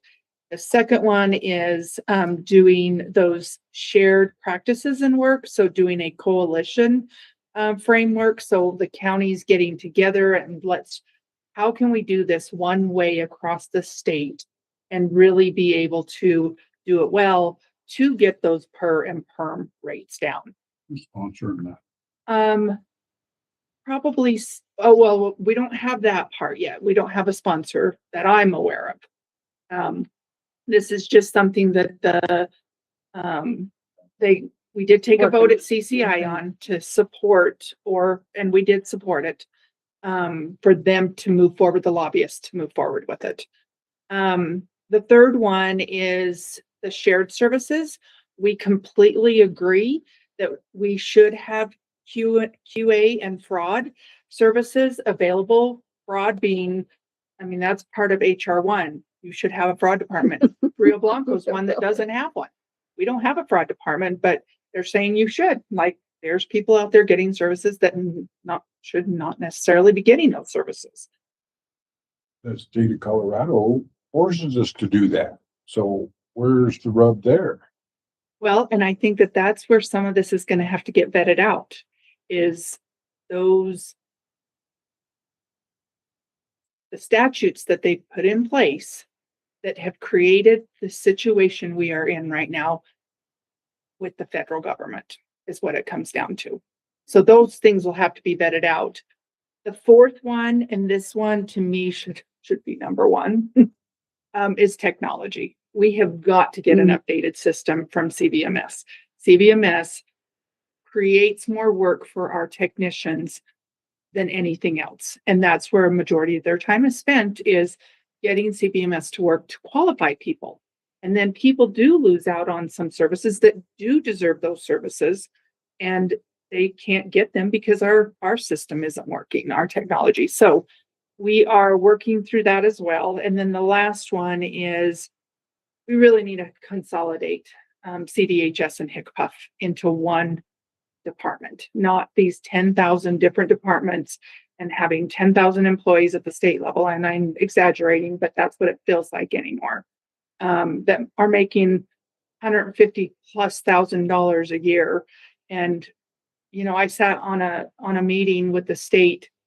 It's been a while ago, and they probably had 6 people on that call, and only 2 of them talked out of the 6. So what were the other ones sitting there doing? Mhm. Why did they need to be there? If we've got work to get done. And I'm glad that you guys are putting a coalition together to do that, because that's the only way that we can fight back against the state, is to get a big coalition together. and the unfunded band, this is part of that, where it pushes it back on the taxpayers more than anything. And believe me, there are people, I am a bleeding heart when it comes to these services, and I will be the first one to admit that. But it's the ones that truly deserve it, and the ones that need it. And that's what we've got to start vetting through. So anyway, we definitely are moving forward with that. We are still doing our health and human services hours to hone in on this bill and really figure out what it's going to look like. And I mean, it's at the work of our directors. They are the ones doing the groundwork, and we need to support them in any way. So as you talk to commissioners, we really need to be listening to our directors. And if this is what they want, then we need to be supporting them in that. So outside of that, that is, the other one so not health and human services, to move off of that. Did you have any on health and human services? No. What was that bill number? We don't have one. There's yet. not one yet. No, Okay, not one thank yet. you. I'm going to talk about the 1037 and 70, the personal data bill. Oh, yes, I Bill? had that. Yeah, I was thinking about those. So yeah. So these are where they're saying that third parties are not allowed to share personal data. They're not allowed to share this personal data. I get that with businesses, but they're also saying government can't. And so my concern with this, if it goes through, exactly what we were just talking about with health and human services, is if we are working together, let's say Mesa County and Rio Blanco are working together on a case, and we're helping each other out, because that's one of the ideas, is if Rio Blanco is just sitting there, you know, that they don't, let's say they got through all their cases, can we help Mesa County out? We wouldn't, if these bills pass, we wouldn't be able to share that information with each other, that personal data. And so they're saying the same thing with law enforcement. If we can't share that information and help each other out, what is that going to look like for us? And is it going to stagnate our work? I mean, we don't. Gonna hurt people when you can't. Some people it will hurt because you'll have to redo everything. And the sheriff's office is adamantly opposed to it because they use, so for instance, and I get, so, and I haven't looked at them close enough to know, I thought it was targeted just at government, not necessarily businesses, but I could be wrong. So anyway, the thing that was used as an example is those cameras, you know, that take a picture of your license plate and then maybe even face recognition. I don't like those, but I also understand from the sheriff's department side of things, if they have an Amber Alert, that's the one when a kid's been kidnapped, they can use that clear across the state or beyond to find that kid. And so that's a challenge, or somebody that's, murdered somebody or whatever else, and just so many things. So there were many, many examples of how that would totally cripple government. And I understand the privacy piece of it. Trust me, I totally understand it. And there are governments and individual people that misuse it, but we can't just eliminate the possibility of using it that saves lives. So And you're right, it is just government. is it just government? It is Okay. just government from Okay. what I'm reading. But I'm gonna read it a little bit more in Okay. depth because Yeah, 'cause somehow I was thinking it was just that it was targeted at governments can't use it. And so honestly, what they called out at the CCI meeting is this is a immigration bill. This is not a personal property bill. Sure. And they finally called that out. What was the House bill? yeah, hold on, I got it right here. Yes, it's 1037 is a House bill. Let me double check 70 though, because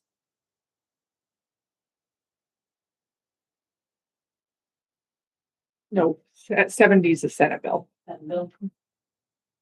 And that's all I have. Have you got anything? Well, sorry to take so long on this, guys, but I mean, it is what's going on. So just wanted to get everybody's perspective on them, kind of where we're at. So, all righty. So moving on.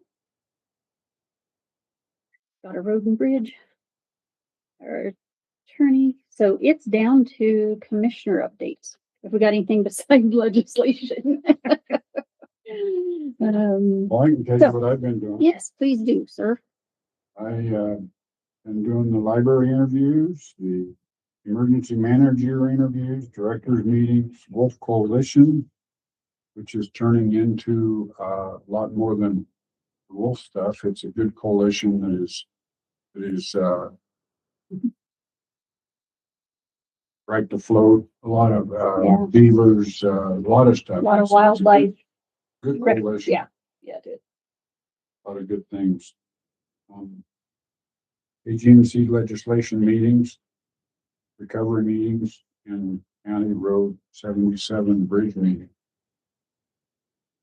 A lot of meetings. Story of our lives, right? Go ahead. So I've attended some CHSDA meetings. That's the Human Services Directors. I've attended Human Services CCI meetings. As well as the EM second interviews we did. We did steering committee meetings with CCI.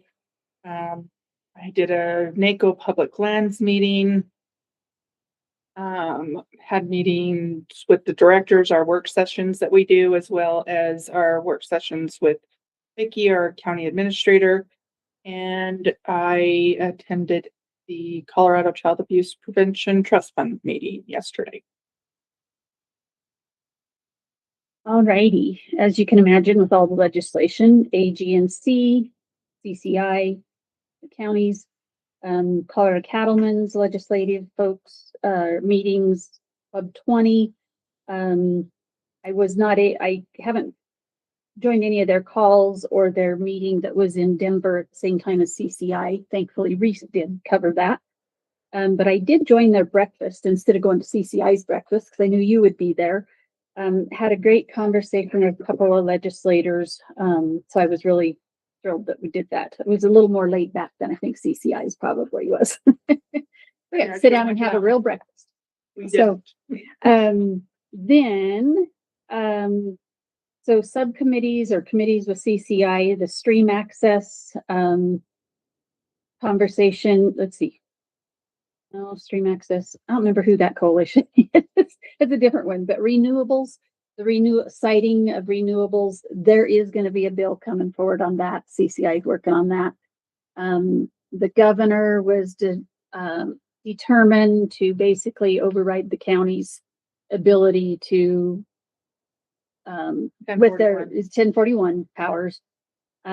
So supposedly the industry that I think he called to his table said, thank you, but we'll go talk to the counties and we want to develop something for the counties. So they, I've been attending those meetings. Long story short, they're trying to get, a win for the governor, a win for the counties, and a win for the industries. Not sure the governor what his is, but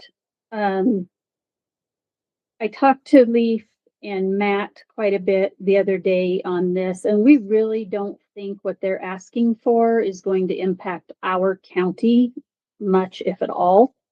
So what the industry is asking for is when they do that they can do a notice of intent to develop something versus an application. And at that point, then the county can't change their codes. As I've asked across the way, I'm not sure much of that has happened, but apparently somewhere it has.